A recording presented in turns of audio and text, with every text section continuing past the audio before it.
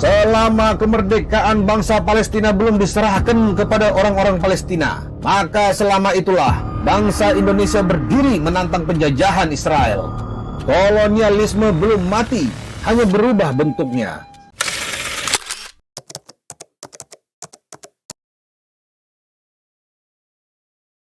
Assalamualaikum warahmatullahi wabarakatuh. Selamat Hari Raya Idul Fitri bagi yang merayakan. Taqabbalallahu minna wa minkum, siyamana wa siyamakum. Hari ini kita akan mencoba mengenal lagi Indonesia dan mengapa bangsa ini selalu mendukung Palestina. Apakah berlandaskan agama dan atau kemanusiaan, ataukah ada alasan lain yang membuat bangsa ini harus selalu berdiri bersama Palestina? Mari kita kupas satu persatu.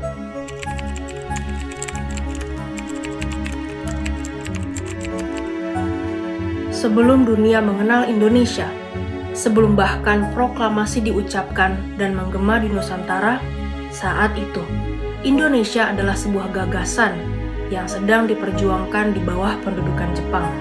Namun, pada 6 September 1944 melalui radio Berlin di Jerman, sebuah suara dengan lantang mengucapkan selamat dan memberikan seruan dukungan untuk kemerdekaan Indonesia adalah Syekh Muhammad Amin Al-Husseini, seorang mufti besar Palestina. Saat beliau meneriakkan nama Indonesia ke seluruh jagat raya, Syekh Amin sendiri sedang dalam kondisi terhimpit. Beliau adalah target utama pengejaran Inggris. Beliau terusir dari tanah airnya, hidup dalam pelarian yang berpindah-pindah dari Lebanon, Irak, Turki, Italia, hingga Jerman. Dalam kondisi diburu oleh intelijen Inggris, Syekh Amin masih sempat memikirkan nasib sebuah bangsa di timur yang jaraknya ribuan kilometer dari negerinya. Meskipun dalam pelarian dan pengasingan, pengaruhnya sebagai pemimpin tertinggi umat Islam di Palestina tidak memudar sedikit pun, dan suaranya mempengaruhi pergerakan dunia Arab. Pertanyaannya, bagaimana seorang Syekh Amin, mufti besar Palestina, bisa begitu peduli pada Indonesia? Ini bukan sekedar kebetulan. Jauh sebelumnya, tokoh pergerakan Indonesia seperti Kiai Haji Mas Mansyur dari Muhammadiyah dan jaringan intelektual PERMI atau Persatuan Muslimin Indonesia telah menjalin kontak dengan Syekh Amin. Laporan-laporan dari mahasiswa dan jamaah haji Indonesia di Timur Tengah lah yang mengetuk pintu hati sang mufti. Beliau melihat Indonesia bukan sekedar negeri yang jauh, melainkan saudara yang sedang berjuang melawan belenggu kolonialisme yang sama. Inilah awal mula ikatan persaudaraan yang tidak akan pernah bisa dihapus oleh waktu.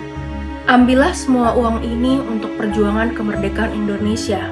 Saya tidak memerlukan tanda terima atau kwitansi. Jika bangsa Indonesia telah merdeka dan menang, itu sudah merupakan bayaran yang lebih dari cukup bagi saya. Siapakah Muhammad Ali Taher dan apa jasanya bagi perjuangan kemerdekaan Indonesia? Muhammad Ali Taher adalah seorang pengusaha, intelektual, dan jurnalis kelahiran Nablus, Palestina yang pindah ke Mesir.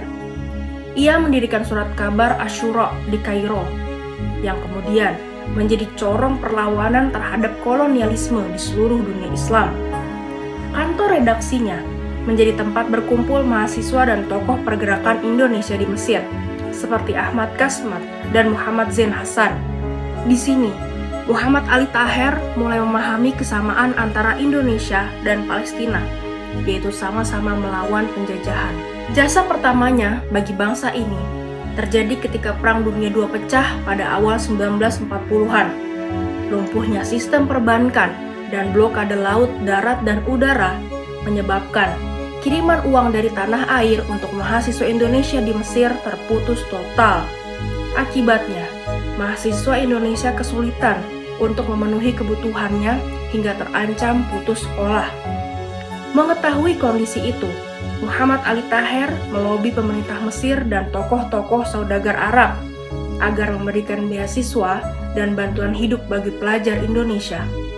Termasuk mahasiswa saat itu adalah Abdul Qahar Muzakir yang kelak menjadi tokoh besar Indonesia. Setelah Syekh Amin menyiarkan dukungan untuk Indonesia dari Radio Berlin pada September 1944, Muhammad Ali Taher menggunakan medianya untuk menyebarluaskan seruan Syekh Amin. Setelah proklamasi pada 17 Agustus 1945, Indonesia telah merdeka, namun secara administrasi dan keuangan, kita belum memiliki apapun. Delegasi Indonesia yang dikirim ke Mesir seperti Haji Agus Salim dan Muhammad Zain Hasan tidak memiliki dana operasional yang cukup untuk mencari pengakuan internasional atas kemerdekaan Indonesia. Disinilah momen sejarah dan keterikatan persaudaraan itu terjadi. Muhammad Ali Taher menyerahkan seluruh isi tabungannya yang tersimpan di Bank of Arabia kepada Muhammad Zain Hasan yang saat itu adalah Ketua Panitia Pusat Penyokong Kemerdekaan Indonesia. Saat beliau menyerahkan uangnya itu, beliau menatap mata Muhammad Zain Hasan dan mengucapkan kata-kata yang seharusnya tertulis di buku sejarah kita. Ambillah semua ini untuk perjuangan saudaraku di Indonesia. Jika kalian menang dan merdeka, itu adalah bayaran yang cukup bagi saya.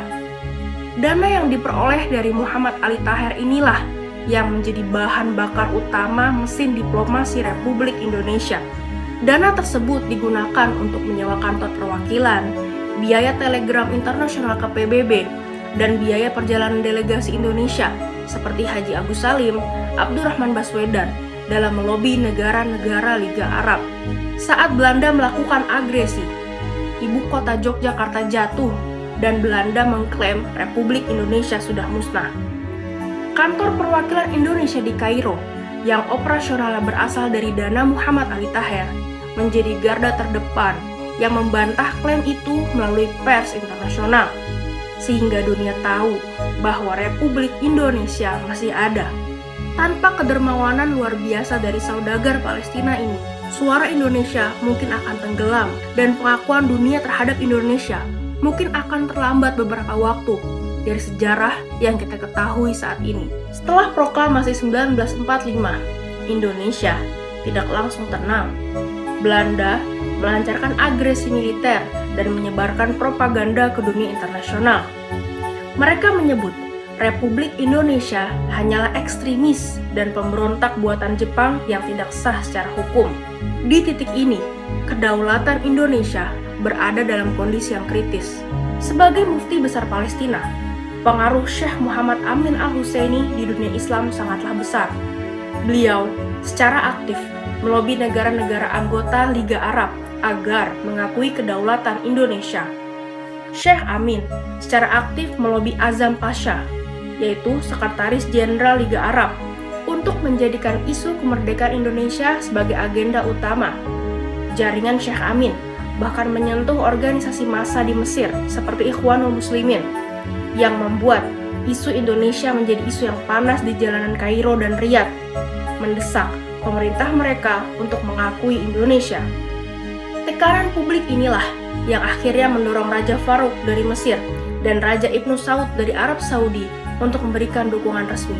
Di tengah gelombang dukungan itu, para singa diplomasi kita bergerak. Haji Agus Salim memimpin misi diplomatik resmi ke Timur Tengah bersama tokoh-tokoh seperti Abdurrahman Baswedan, Nazir Pamuncak, dan Rashidi. Serangkaian upaya diplomasi ini pun berhasil. Mesir menjadi negara pertama yang mengakui kedaulatan Indonesia.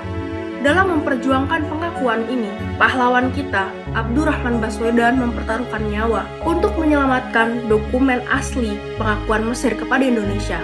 Abdurrahman Baswedan menyembunyikan dokumen pengakuan Mesir tersebut di kaos kakinya agar lolos dari pemeriksaan ketat Belanda di bandara.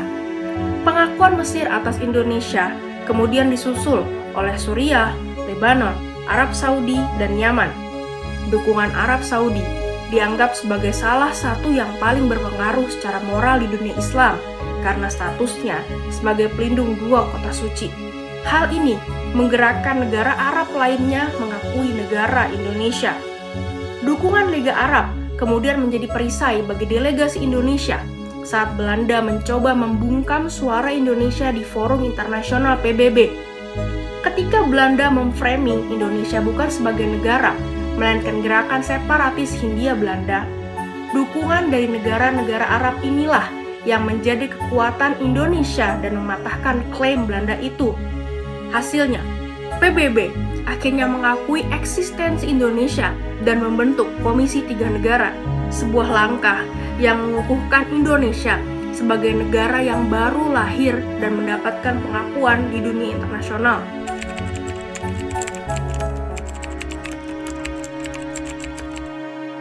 I am proud that my country is your host.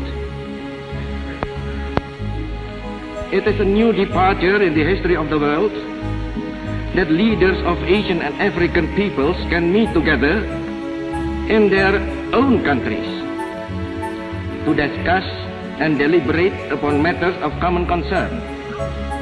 Solidaritas Indonesia bukan sekedar janji di atas kertas.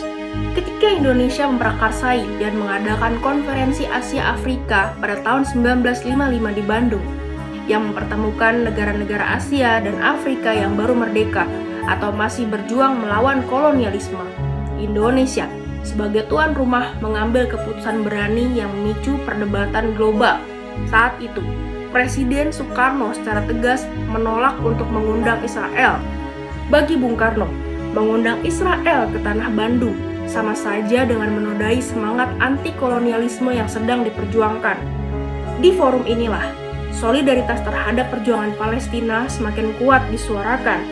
Kemerdekaan Palestina menjadi tuntutan kolektif bangsa-bangsa Asia dan Afrika. Pada tahun 1957, tim nasional Indonesia sedang berada di masa keemasannya, di mana kita tinggal selangkah lagi menuju Piala Dunia 1958 di Swedia. Rakyat Indonesia sudah bermimpi melihat Garuda terbang di kancah dunia. Lalu, ketika undian keluar, kita harus berhadapan dengan Israel dalam babak kualifikasi. Ketika berada di titik antara prestasi olahraga dunia dan komitmen bangsa, Bung Karno memberikan perintah yang tidak terduga, yaitu mundur. Beliau menegaskan bahwa bertanding melawan Israel sama saja dengan mengakui eksistensi pihak yang sedang menjajah saudara kita. Akibatnya, Indonesia tidak hanya gagal berangkat ke Swedia, tapi juga dijatuhi sanksi denda 5.000 franc oleh FIFA dan larangan berpartisipasi di kualifikasi berikutnya. Disinilah kita membuktikan bahwa harga diri bangsa dan amanat konstitusi jauh lebih penting daripada trofi sepak bola manapun. Inilah bukti bahwa dukungan Indonesia terhadap Palestina memiliki biaya dan kita berani membayarnya.